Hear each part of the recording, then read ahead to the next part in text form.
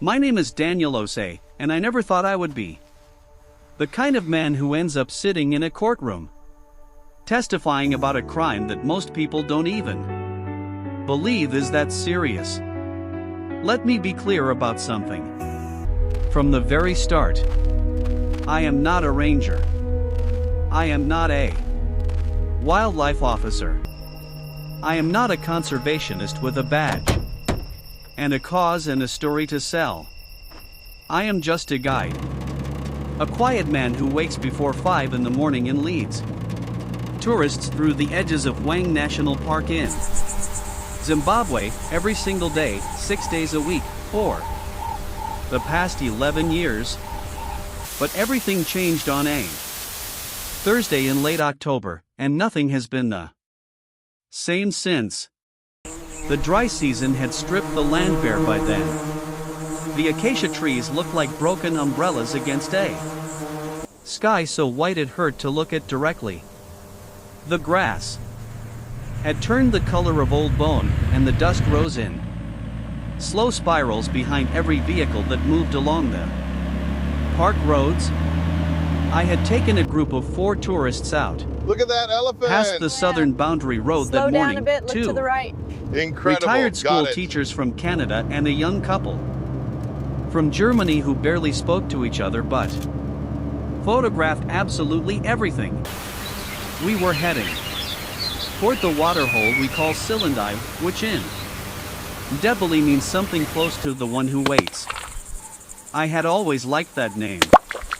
It suited the place perfectly, a still brown basin surrounded by dry mopane trees where animals came in silence to stand and drink. The tourists had their cameras ready, they always do, pointing at the sky, at tracks pressed into the dust, at anything that moved or had the potential to move. But none of them saw what I saw. Not at first.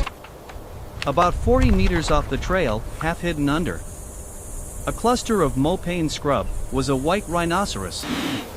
A bull, massive and completely still, and the smell reached me before the image had fully processed in my mind. That smell is one you do not forget, heavy and final, the smell of something enormous that has stopped being alive. He had been dead maybe 12 to 15 hours. I could tell by the stiffness and the way the flies had gathered at certain points along the body. His horn was gone. Both of them. The front horn and the smaller rear horn.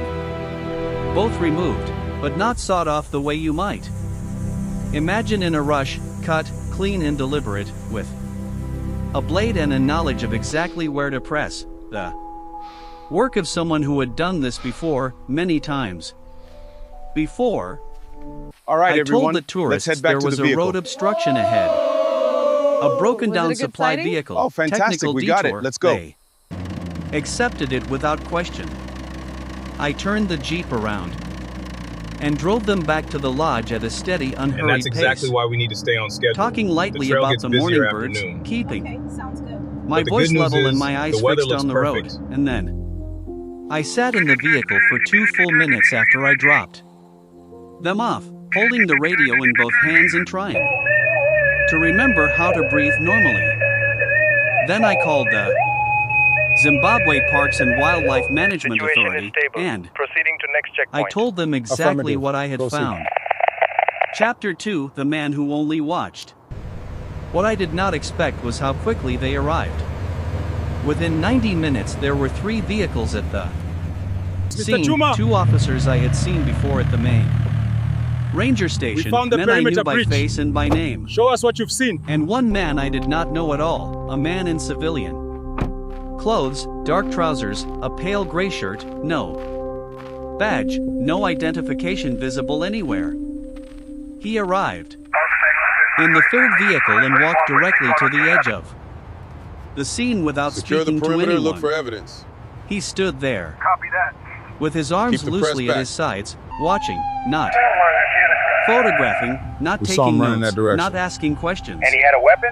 Yes, Just a watching, handgun. with the kind of absolute stillness that does not come from calm.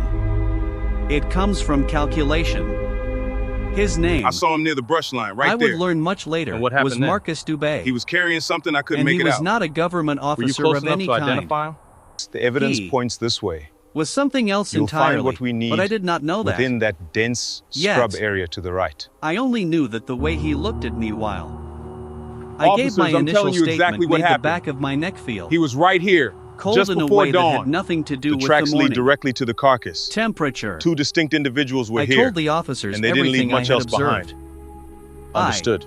The cuts are described made the at this position of precise the angle, carcass, the precise following angle the curvature. of the cuts on the horn base, the condition of the surrounding tissue, and then I described the tracks. 2 sets of boot prints pressed into the hard dry dust just north of the Mopane scrub. Wide boots, deep military tread pattern, entering from the northeast along the dry creek bed and leaving to the southeast toward the unfenced park boundary.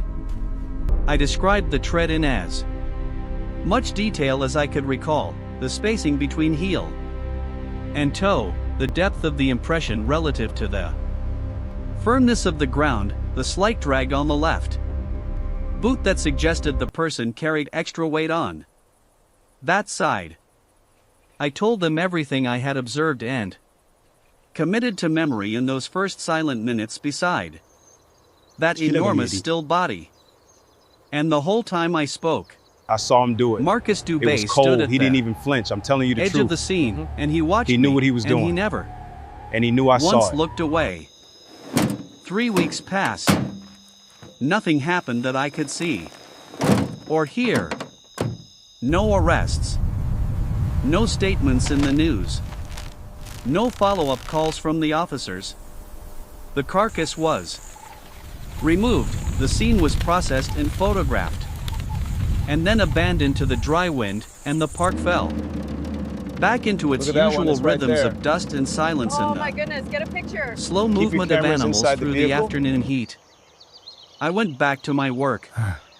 I told myself it was over. That I had done exactly what I was supposed to do, and now it was in someone else's hands.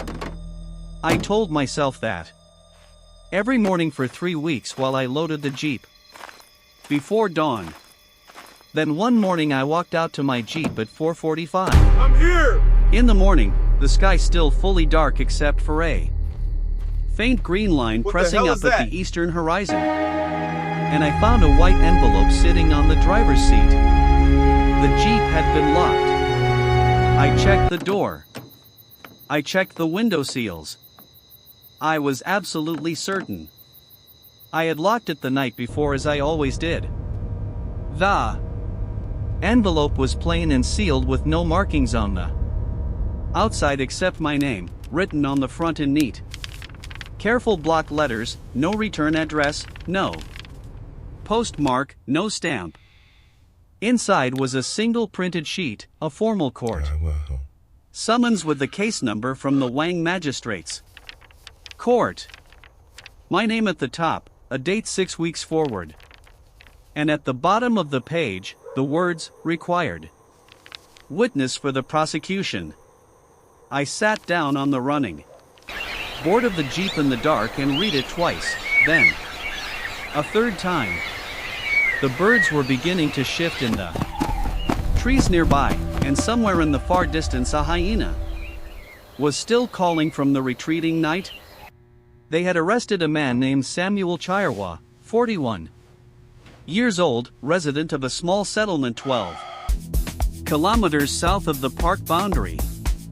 He was charged with trafficking in protected species, conspiracy to export wildlife products across international borders, and accessory to the poaching of a critically endangered animal.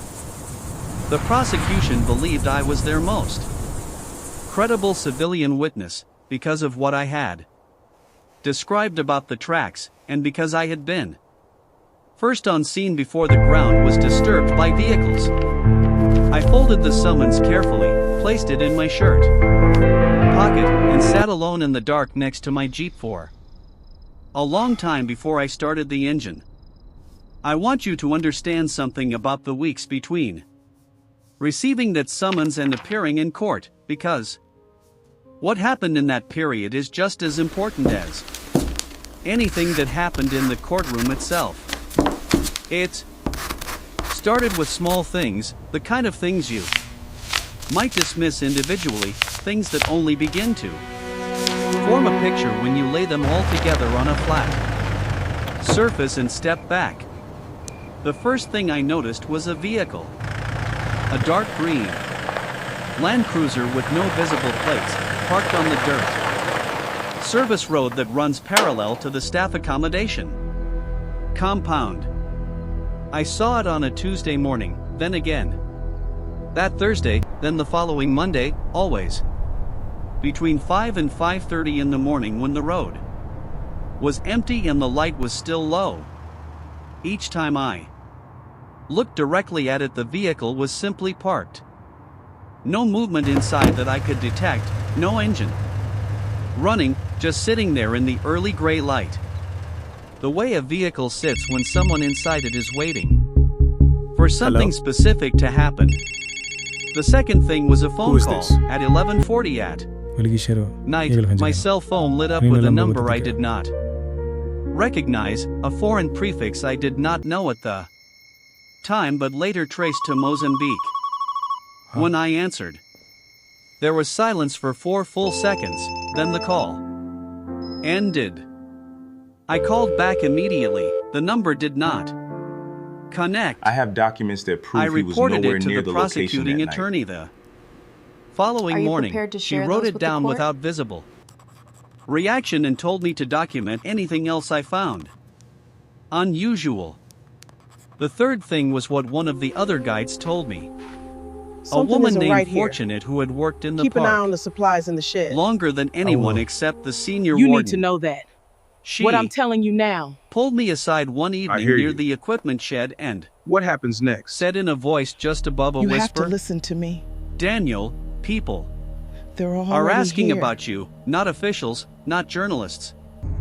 Asking about your schedule, your route, which water holes you visit and on which days. She could not tell me who was I heard asking what they're because she planning. had only heard it Right. secondhand, but she looked at I me with her understand. eyes carrying something between concern and a warning she could not quite bring herself to state directly. I slept badly after that, and I began waking even earlier than usual, sitting in the dark kitchen of my small house at the edge of the compound, listening to the sounds of the night bush outside and trying to separate what was normal from what was not. The day I testified was the 9th of December. The rainy season had not yet fully arrived and the air was thick and still with the pressure of storms gathering somewhere to the north over Zambia. The Wang Magistrates Court was a low beige building with ceiling fans that moved the air without actually cooling it. I wore a white shirt and the black trousers I kept for occasions that required a different version of myself. I was placed in a waiting room with 3 plastic chairs and a table holding a paper I saw cup him of enter water. the building at exactly I sat 10:47 there a.m. He for was 40 wearing a dark minutes coat. before they called me, I and followed in him those up the stairs. 40 minutes I reviewed in my mind everything I planned to say, the position of the body, the tracks, the boot tread, the northeast entry, the southeast exit toward the boundary. I had rehearsed it carefully You must remain calm with the prosecutor and in steady 2 when sessions they at her question small you. office. I understand. In I'll town. be clear and direct with my answers. She had told me to speak You slowly need to establish address this timeline clearly. my He answers was to the there at 3, magistrate rather not than 4. the defense. Yes. And Secure to the say footage only what I proving knew that. with certainty and nothing more. When they called my name and I walked into the courtroom, I saw Samuel Chirwa immediately. He was seated at the defense table in a dark suit that did not quite fit his shoulders. He was smaller than I had imagined, a thin man with a narrow face and eyes that did not quite settle anywhere for long. He did not look dangerous. In that moment, he looked tired, the way a person looks when they have been carrying something too heavy for too long and have finally I set it saw down. everything. I The gave car my was a dark testimony sedan, in a steady license voice. plate Delta 675. I described He was wearing a gray everything I had seen, everything I had recorded. Tell the court Internally again on that exactly dry what you saw October that night. morning, I've already stated that I The saw nothing that prosecutor night. walked me through each point methodically: the location, the condition of the carcass, the tracks, the tread pattern, the truth is, directionality. I saw him When there. she asked me I have whether no I doubt had in my any doubt mind. about the accuracy of Yes. my observations, 11 I said, minutes alone, and I know No. exactly what I saw. I have no doubt at all. I was alone at the scene for 11 minutes Confirm the before exact details of what you observed on that anyone day? else Yes. arrived, I saw and I him used clearly in every the one of hallway, those carrying the briefcase just as I minutes. described. Then the defense So, attorney if I stood up. understand your previous statement the first correctly, thing he you are said asserting was, that the door was, in Mr. fact, Osei, unlocked. are you You expect this aware court to that the believe boot that you print you simply forgot described this in crucial such detail. But the truth extraordinary is, you omitted detail it because is the it same contradicts tread your pattern entire used testimony. by the standard issue boots distributed to park rangers by the Zimbabwe Parks Authority, and has been for the past 6 years? The ceiling fans turned slowly overhead, and something in the room shifted. I could feel Describe it before exactly I fully what you saw that evening. understood I it. saw exactly what I've said. I a answered red the car question turning as without carefully signals. and calmly as I could. You see, Your Honor, I a said that I standard was boot has aware a standard uniform issue curve, Ranger but this boots one presumably, it had a existed, specific but that what depression I had right here. described was a specific The depth of the combination heel of was tread wear, consistent. heel depth, 11 and left years side. of rain and Drag sun. that together certain of this created a measurement? pattern distinct from an I saw exactly what and happened. used or even and I lightly have worn no reason boot. to doubt it. I said that Oh, below identically branded boots do not leave identically shaped You can tell everything about a impressions person by because the way feet they are walk. different and wear That's is the different, observation. and the way a person carries their weight over years of walking the same kind of ground becomes as individual as handwriting. So let the The record defense show that attorney you smiled were, at in that, fact, not aware warmly. of the missing documents The before kind the of audit smile began, that is were you really a not? next move. He You then recognize this document, don't you, asked Mr. me Davis? whether I had any formal it clearly forensic states you were training, nowhere near the building whether at 10 I had p.m. ever been certified in track analysis, But is this document authentic whether any of evidence my or merely an observations had impression been you formed? independently Absolutely authentic. verified I saw him before sign being it. It is a submitted as fact. evidence. I answered No. each question No. truthfully. No. No. No. And at the time of submission. No.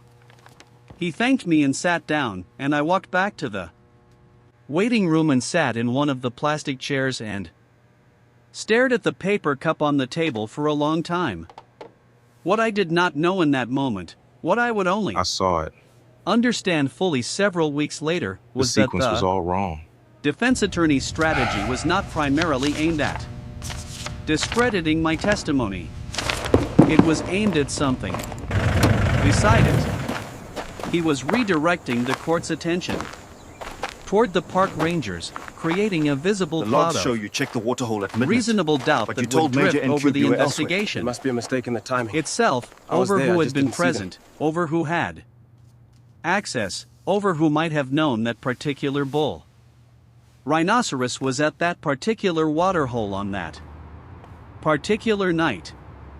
Samuel Chirwa was convicted on a reduced charge, 6 months later, after plea negotiations I was not present for and not informed about until after they had concluded. He received a suspended sentence and a fine that those who knew these things told me quietly was far below the market value of a single rhinoceros horn. Marcus Dubé was never charged with anything.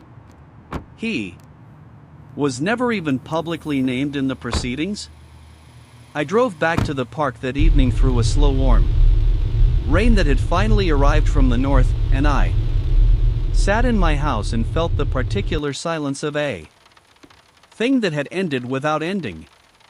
It was 14 days after the trial concluded, a Saturday in late January, the rainy season fully arrived now, and the bush outside my window had turned that impossible green that only comes in the weeks after the first good rains. The kind of green that makes you feel the world rebuilt itself overnight while you were not watching. I was sitting at the small wooden table where I keep my logbooks, writing up my route notes from the morning drive, a habit I had maintained for 11 years, recording distances, sightings, condition of the roads, weather, the ordinary language of ordinary days. My window faces east toward a low ridge of msasa trees about 60 meters from the compound fence, and I had the window open because the evening air after the day's rain carried a smell I have never been able to adequately describe to anyone who hasn't sat inside it.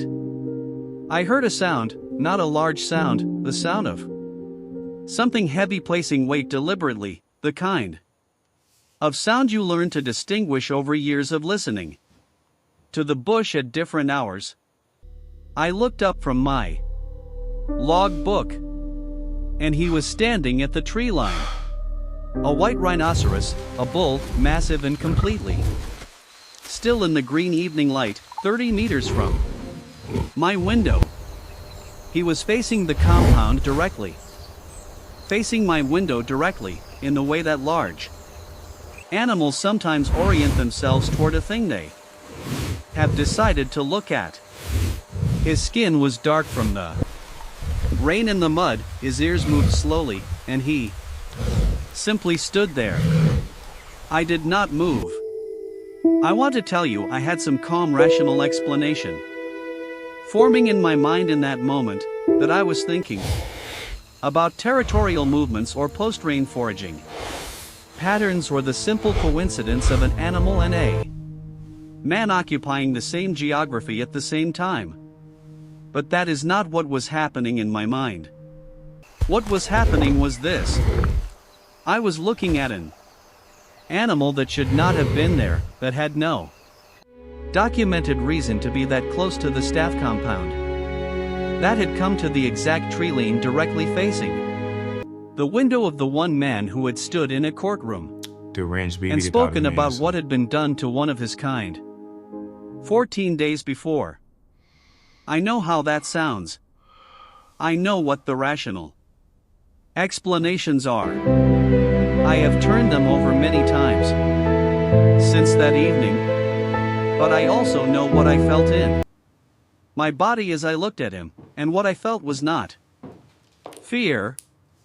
It was something older and more difficult to name than fear. He stood at that tree line for 22 minutes. I timed it. I wrote the time in my logbook as he stood there. 1841 to 1903, and then he turned slowly, with the profound unhurried authority of an animal that has never in its existence needed to rush. And he walked back into the msasa trees and was gone. I have told this story many times since that and January. Then, just like that, evening, to friends, changed. to fellow guides, to I the understand completely. prosecuting Yeah, exactly attorney when I contacted her the following week to tell her what I had seen, and I have watched people's faces as they listen, searching for the point at which it stops being a story about the law and becomes something else. Here is what I know now that I did not fully know before. Wang National Park is home to one of the largest remaining populations of white rhinoceros in southern Africa. There are estimated to be fewer than 2,000 wild white rhinoceros left on the continent. And the number falls every single year, not by accident, not by disease, but by deliberate human choice, by the calculation that a dead animal with its horn removed is worth more to a specific network of specific people than a living animal standing in the morning light at a waterhole. Samuel Chirwa was one small and replaceable piece of that network. Marcus Dubé was another piece, larger and still unreachable. The network itself continues. It adapts, it finds new guides who can be pressured or paid, new rangers whose salaries are too small and whose families are too hungry, new buyers in markets that are not going to stop wanting what they Once simply because a magistrate in a low beige building in Zimbabwe issues a suspended sentence. I still wake before 5 every morning. I still load the Jeep in the dark. I still drive the same roads, through the same dust and the same impossible green. I still love this work in the way you can only love something that has cost you something real. But I notice things differently now. I read the ground more carefully. I remember faces longer. I write more down. And sometimes, on evenings when the rain has just passed and the light is doing something extraordinary to them sausage trees on the eastern ridge, I look up from my logbook toward the window. And I wonder if he is still out there, still moving through this landscape that was his long before it was. Anything else, still carrying in that massive gray body the weight of a world that has decided what he is worth. I hope he is.